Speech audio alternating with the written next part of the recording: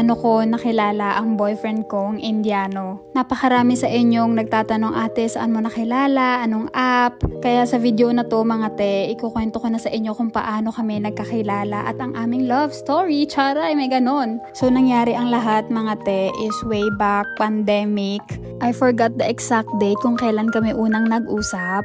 Pero meron akong screenshot ng una niyang message sa akin sa Instagram. Yes, sa Instagram po kami unang nagkakilala. At ang unang message niya sa akin mga te ay ayan, hey, your hair looks good daw. At ang ate niyo girl ay na-curious dahil ganyan ang una niyang message. Pero mga te, bago ako nag-reply sa kanya, tinignan ko muna ang kanyang profile. And to be honest, kaya ako siya na-replyan kasi mga te, sobrang bored ko at dahil nga pandemic yun, nakita ko sa profile niya na marami siyang followers. So naisip ko na baka matinong tao to. Kaya napasabi ako ng like ganon. At agad-agad naman siya nag-reply ng on this one, tapos sabay send ng picture ko na to na pinost ko sa Instagram. Kaya sabi ko, my hair is long and curly now though. Ay pag ganon, ang arte nakakainis. Kaya mga te, the rest is history. Doon na nagsimula ang lahat na nag-usap kami araw-araw. Kinikilala na namin yung isa't isa. Parang nag-uusap kami, video call for 6 to 8 months. Pero hindi pa kami noon. Wala kaming label or something. Like as in friends lang kami, ganun. And around that time, hindi pa siya nakaka-move on sa kanyang ex mga te.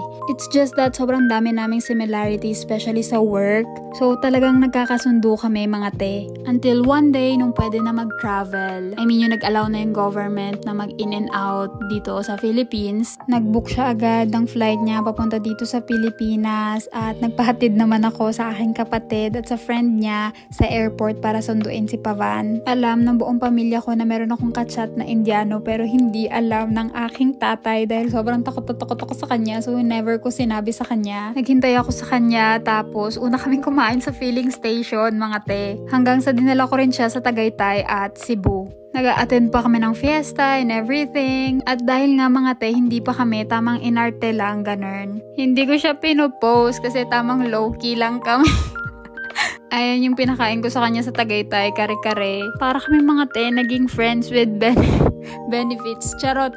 Pero on the serious note, it was like parang pinapakiramdaman at saka mas kinikilala pa namin yung isa't isa kung compatible ba kami. As in, sobrang nahihiya pa ako na magpa-picture kasama siya dati. Kaya wala talaga akong mga picture ng mga initial meetup namin. At ayun na nga, hindi kami nakontento dahil nga sobrang dami namang free time, ganun. And since compatible yung work namin, ewan ko lang sa feelings that time, but we decided to go to Vietnam. Sobrang awkward ng relationship namin when we were in Vietnam. Nakapag-Vietnam na ako, hindi pa rin alam ng tatay ko na kasama ko siya. So again, alam nga ng whole family ko, it's just that yung papa ko hindi. And nung pandemic, I am on my lowest. Siguro dahil na rin sa hindi nakakalabas. So, I feel like I got overly excited na mag-out of the country. So, ayun, Gora ang ate nyo, sumama. Todo update lang ako sa kapatid ko, sa lola ko, sa mama ko. Just in case something bad might happen that day or that time. But mga te, wala. Sobrang bait niya, sobrang nice niya. Dun ko napatunayan na sobrang okay niya mga te. But yeah, sadly, after ng lahat ng yun, hindi pa rin naging kami mga te. Siguro dahil na rin sa ego and pride ko, ayoko magtanong kung ano ba tayo, ganon. Or baka that time, ayaw niya lang talaga sa akin. So, if ayaw niya, edi ayoko rin, ganon. Ayun yung mga naramdaman ko that time. And around that time, naisip ko na baka kahit sabihin niya na gusto niya ako or gusto niya na may label na kami, hindi ko rin alam kung paano namin ipagpapatuloy yung relasyon namin or something. Dahil first mga te, hindi alam ng tatay ko and natatakot ako sa tatay ko. Second, sobrang lala ng trust issues ko mga te. Hanggang sa bumalik na kami ng Pinas, naghiwalay na kami and everything. But still, wala pa rin kaming label and naghihintay pa rin ako sa kanya. I mean, na siya yung mag-initiate kung ano ba kami, ganun. After that trip, nag-travel pa ako kasama yung mga friends ko. Nag-Cebu kami ulit. I had so much fun. Nakalimutan ko na nandyan pala siya, nag-i-exist. So, hindi ko muna siya chinachat and nag-vent out lang ako sa mga friends ko na, ayan, meron akong kausap, ganto, ganyan. Pero wala kaming label. Hanggang sa sinasabi na ng mga friends ko na wala, red flag yan. Kasi bakit hanggang ngayon wala pa kayong label and everything? After ng lahat ng nangyari, di ba? Kung ano-ano na yung napagdaanan namin, nakapag-travel na kami, saan na kami nakapagpunta, di ba? Tapos wala pa rin. Ano yon, char? So, sa dahil nga sobrang taas ng pride and ego ko mga ten, hindi ko na siya kinausap. Naglaho na ako ng parang bula sa kanyang buhay, ganun.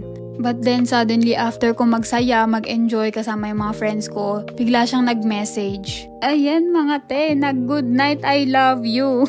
Kinilig ako ng bongga mga te kasi first time niya mag I love you sa akin sa sobrang tagal namin magkausap. Tapos blinak ko na siya sa lahat ng social media accounts ko. Kasi nga mga te, ayoko ng ganun, hindi malinaw, ganyan. Ayoko nang pinagtitripan ako. Kaya mga te, kung napanood niyo tong video na to na pinost ko sa TikTok, ito yung mga pinagsisend niyang message sa akin nung blinak ko na siya.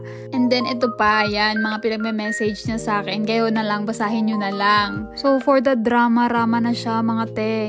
So ako na-realize ko na baka seryoso naman siya. So sumagot ako ng tawag niya kasi tinatawagan niya ako. And dun sa call, mga te, explain niya lahat. Tapos sinasabi niya sa akin, ano daw bang gusto ko? And ayoko talaga magsalita kasi ayoko manggaling sa bibig ko mga te. Like, gusto ko sa'yo manggaling, ganun. Hanggang sa sobrang kinilig na ako mga te kasi ang sabi niya na hindi niya daw ako kayang mawala. Ganun, ay ano ba yan? So ang ending, sa phone call naging kami, ganun. Which is ang plano niya daw talaga bumalik sa Pinas at mag-propose ng personal pero hindi niya nagawa dahil nga nag-iinarte ako mga te, blinak-block ko siya, ganun.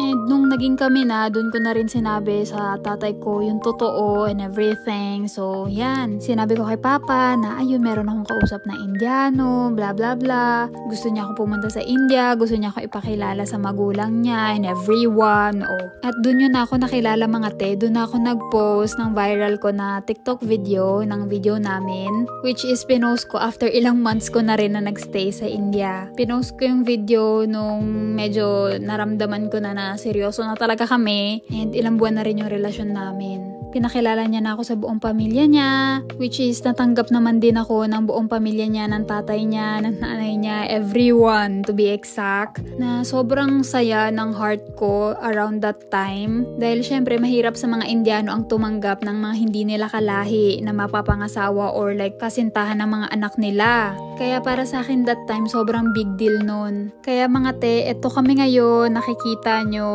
wino-work on yung relationship namin, na masaya pa rin kami na nag-grow, ine-enjoy ang buhay, kinikilala pa rin ang isa't isa. Hanggang ngayon, kinikilala pa rin ang isa't isa. Oo, ang tagal, no? Kailan ba kami magpapakasal?